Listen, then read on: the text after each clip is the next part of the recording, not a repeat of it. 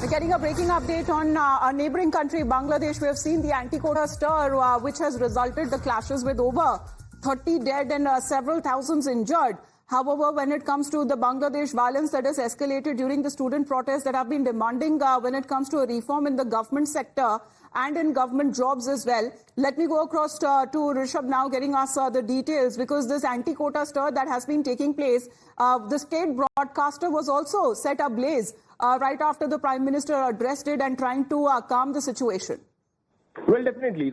If we talk about Bangladesh, the government say that we are on the same page as the students. We do not want this 30% quota in any which way. It was our government that repealed this 1972 order in 2018. This few people went to court and got it reinstated. We have approached the Supreme Court. Supreme Court has, for time being, suspended the High Court order. The final order is yet to come in. We all will respect the Supreme Court final order.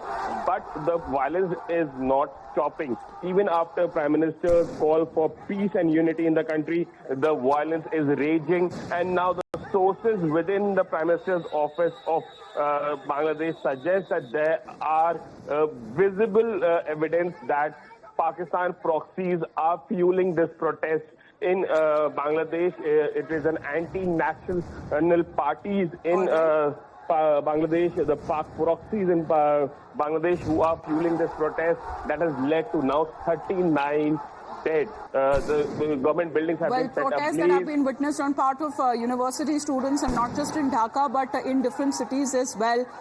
When it comes to the government's decision that has also come across of giving jobs to that of the relatives of war heroes who fought for the country's independence from Pakistan in 1971. For the moment, Rishabh, thank you very much for joining in. We will be back with the latest headlines.